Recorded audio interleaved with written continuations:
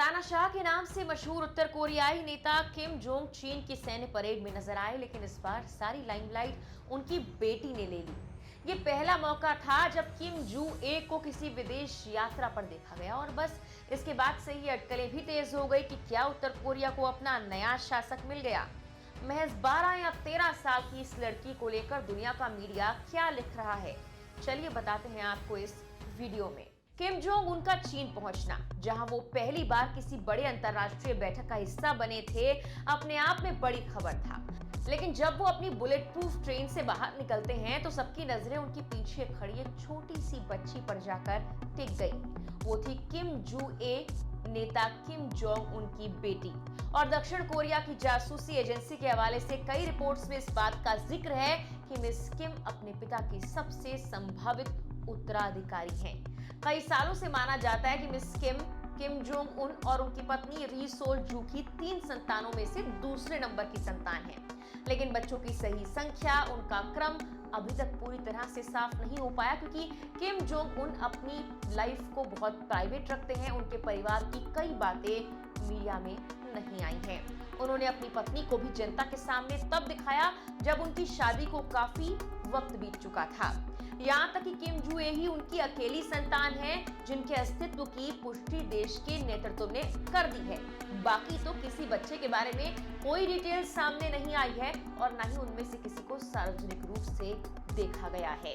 किम जू ए नवंबर 2022 में एक मिसाइल परीक्षण प्रशिक्षण के दौरान अपने पिता के साथ सार्वजनिक रूप से दिखी थी। तब से वो अपने पिता के साथ सैन्य परेड, राजनयिक कार्यक्रम में और कई सार्वजनिक कार्यक्रम में शामिल होती नजर आ चुकी हैं। लेकिन उत्तर कोरिया ने उनके बारे में उस वक्त तक कोई जानकारी नहीं दी थी। हालांकि अगले साल फरवरी में वो डाक टिकटों पर भी नजर आने लगी और उच्च अधिकारियों के कार्यक्रमों में हिस्सा भी लेने लगी। उन्हें किम जोंग उनकी सम्मानित बेटी के रूप में बताया जाने लगा। समाचार एजेंसी एपी के अनुसार उसी समय यानी साल 2023 में ही दक्षिण कोरिया की राष्ट्रीय खुफिया सेवा NIS ने सांसदों को इस छोटी लड़की के बारे में कुछ और डिटेल्स दी थी। उन्होंने कहा था कि उसे घुड़सवारी, स्कीइंग और तैराकी पसंद है और वो राजधानी प्योंगयांग में घर पर ही पढ़ाई करती है। उन्होंने ये भी बताया था कि उसकी उम्र लगभग 10 साल के आसपास हो सकती है। लेकिन कुछ रिपोर्ट्स में यह भी दावा किया गया कि उसका जन्म 2012 में हुआ था। दरअसल पूर्व अमेरिकी बास्केटबॉल खिलाड़ी डेनिस रोडमैन ने ही किम की पहचान जू ए के रूप में सबसे पहले की थी। रोडमैन ने 2013 में किम के परिवार के साथ वक्त बिताया था और यहाँ तक कि उन्होंने किम को गोद में लेने की बात भी कही थी जब वो एक बच्ची थी। जनवरी 2024 तक NIS ने एक और निष्कर्ष निकाला, ये छोटी लड़की किम जोंग उनकी सबसे संभावित उत्तराधिकारी हो सकती है। हालांकि उन्होंने ये भी कहा कि अभी कई बातें अनिश्चित हैं, खासकर क्योंकि उनके पिता की उम्र काफी कम है। किम परिवार जो 1948 से उत्तर कोरिया पर राज कर रहा है, नागरिकों से कहता है कि उनका परिवार एक पवित्र रक्तवंश से आता है, यानी सिर्फ वही देश का नेतृत्व कर सकते हैं और जो भी उत्तराधिकारी होगा वो उन्हीं के परिवार का होगा। हालांकि अटकल ये भी है कि किम जोंग अपनी बेटी को अब इसलिए सामने लाए हैं ताकि देश की छवि को थोड़ा सा बदला जाए। वहां कभी कोई महिला देश का नेतृत्व अब तक तो नहीं कर पाई है। द न्यूयॉर्क टाइम्स की एक रिपोर्ट के मुताबिक सियोल स्थित सेंजोंग इंस्टीट्यूट में उत्तर कोरिया विशेषज्ञ चियोंग ने ये कहा है कि बीजिंग रेलवे स्टेशन का दृश्य दिखाता है कि उन्हें न सिर्फ देश में बल्कि विदेश में भी उत्तर कोरिया की नंबर 2 के रूप में माना जा रहा है। आगे उनके हवाले से इस रिपोर्ट में कहा गया कि उसे चीन ले जाकर किम जोंग उन दुनिया को एक मजबूत संकेत दे रहे हैं कि वो उनकी उत्तराधिकारी बनने जा रही है। हालांकि कुछ विश्लेषक का तर्क ये भी है कि उत्तर कोरिया के नंबर 1 नेता बनने की उनकी संभावना कम है, क्योंकि देश शायद किसी महिला को नेता बनने के लिए बढ़ावा नहीं देगा।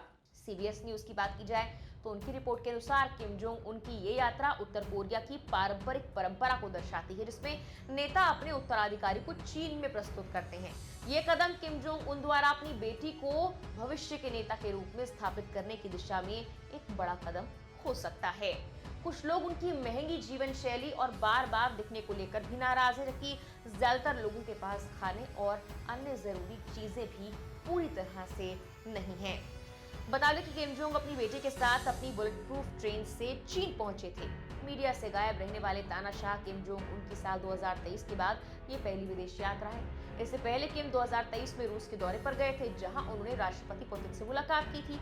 किम जोंग उन की इस ऐतिहासिक ट्रेन को शाही सवारी कहा जाता है। इस ट्रेन की खासियत यह है कि इसमें किम के पिता और दादा भी सफर कर चुके हैं। किम को ये ट्रेन इसीलिए पसंद है क्योंकि ये बुलेट प्रूफ होने के साथ साथ हथियारों और सैनिकों से लैस है। इसकी सुरक्षा को भेद पाना आसान नहीं। यही वजह है कि किम जोंग उन अपनी विदेश यात्रा पर अपनी ही ट्रेन से जाते हैं। 2 साल पहले जब किम रूस गए थे तो इसी ट्रेन से गए थे। इससे पहले 60 घंटे की यात्रा कर इसी ट्रेन से वो वियतनाम भी गए थे। 2018 में जब किम जोंग उन अमेरिकी राष्ट्रपति डोनाल्ड ट्रंप से मिलने गए थे तो चीन ने उनके लिए बोइंग 787 विमान भिजवाया था, जिसमें सवार होकर वो सिंगापुर गए थे।